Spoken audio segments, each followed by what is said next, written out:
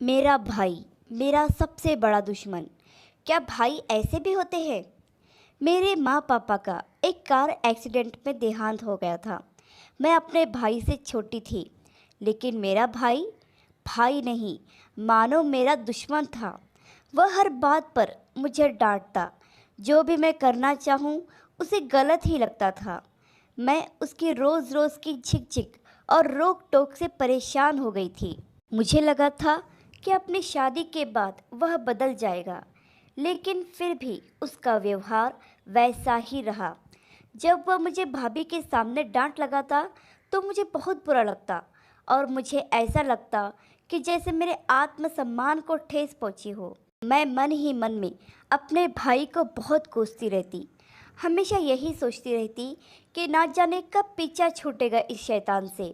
जब भाभी का भाई उनसे मिलने आता तो ऐसा लगता कि जैसे वह उनका बड़ा भाई नहीं बल्कि पिता हो। वह भाभी से बड़े प्यार और विनम्रता से बात करता और भाभी के लिए कुछ ना कुछ उपहार ज़रूर लेकर आता और जाते हुए भाभी के सर पर प्यार से हाथ फेरता और भैया से कहता, मेरी बहना का ख्याल रखना। मैं उसे देखकर यही सोचती रहती कि काश मेरा भी भाई ऐसा होता तो कितना अच्छा होता।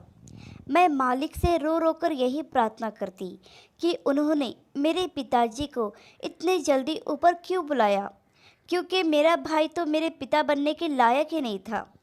पढ़ाई पूरी होते ही मेरे लिए रिश्ते आने शुरू हो गए और बहुत ही अच्छे घर में मेरा रिश्ता तय हो गया। जब भाई ने मुझे उस रिश्ते के बारे में पूछा तो मैंने झट से हाँ कह दी, क्योंकि मैं मन ही मन में बहुत खुश थी कि अब इस भाई से मेरा पीछा छूटेगा। इसके ताने और रोक टोक मुझे और सहने नहीं पड़ेंगे। शादी की तैयारियां जोर व शोर से शुरू हो गई। मेरा भाई आगे बढ़ चढ़कर सारे काम करता। उसके तो सारी काया ही पलट गई थी। मुझे तो अपनी आंखों पर यकीन ही नहीं हो रहा था कि यह मेरा ही भाई है। लेकिन फिर मैंने सोचा कि यह ज़रूर रिश्तेदारों के सामने दिखावा कर रहा है और यह बताना चाहता है कि यह मेरा कितना ख्याल रखता है, बिल्कुल मेरे पिता की तरह। जबकि सच्चाई तो मैं ही जानती थी। खैर, मेरी शादी हो गई। जब विदाई होने लगी तो मैं बहुत आश्चर्यचकित रह गई। मेरा भाई तो ऐसे रो रहा था जैसे मानो उसकी कोई प्यारी चीज़ उससे दूर हो रही हो।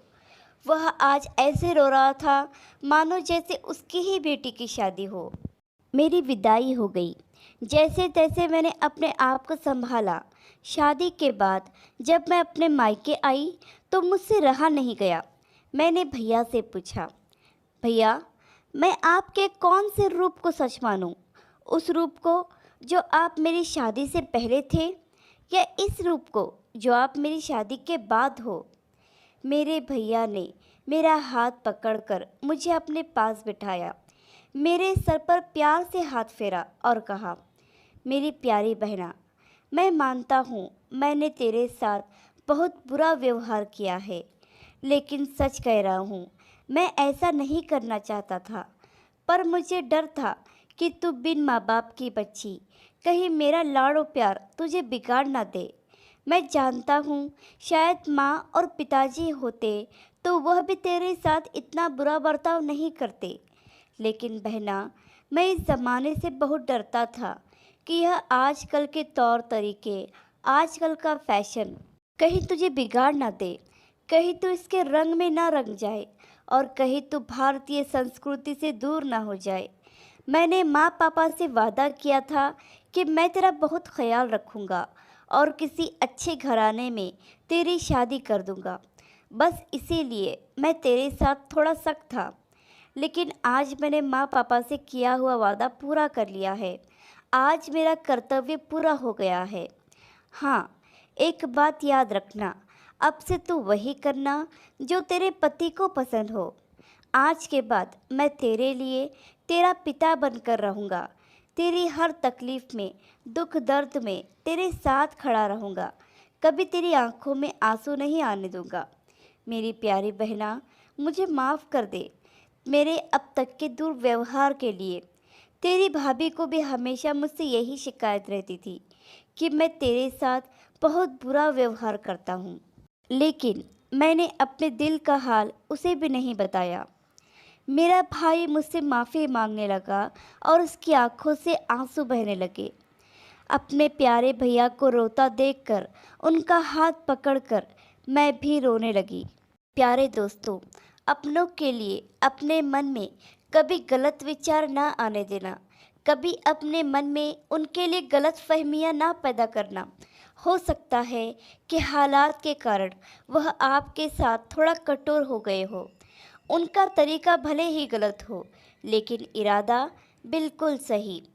मगर कभी-कभी अपनी गलतफहमियों के कारण हम उन्हें अपना सबसे बड़ा दुश्मन समझने लगते हैं। मैं गलत थी जो यह सोचती थी कि मेरा भाई मेरा सबसे बड़ा दुश्मन है, जबकि उसकी डांट, उसकी रोक-टोक मेरी भलाई के लिए ही होती थी। मेरा भाई ऐसा था क्योंकि उसे मेरी चिंता थी। आज भी जब माँ-बाप अपने बच्चों की गलती पर डांट लगाते हैं या रोक-टोक करते हैं, तो बच्चों के दिल में माता-पिता के लिए बुराई आ जाती है और बच्चा अपने माता-पिता के त्याग व प्रार्थना को भूल जाता है जो वो अपने बच्चों के लिए करते हैं। लेकिन मैं बच्चों से यही कहना चाहूँगी कि एक समय के लिए रुक जाओ और सोचो, तो आप यह समझ पाओगे कि आपके माता-पिता की रोक-टोक सिर्फ़ और सिर्फ़ आपकी भलाई के लिए ही होती है। उन्हें गलत ना समझो और ना ही अपने मन में उनके लिए कोई गलत विचार लाओ। कहानी कैसी लगी हमें कमेंट करके ज़रूर बताइए। कहानी पसंद आई हो तो लाइक और शेयर करना बिल्कुल भी ना भूलिए। चैनल पर नए हो तो चैनल को सब्सक्राइब ज़रूर कीजिए, क्योंकि हम आपके लिए ऐसे ही शिक्षाप्रद, दिल को छू लेने वाली प्रेरणादायक कहानियाँ लाते रहते हैं। कहानी सुनने के लिए आपका बहुत बहुत धन्यवाद।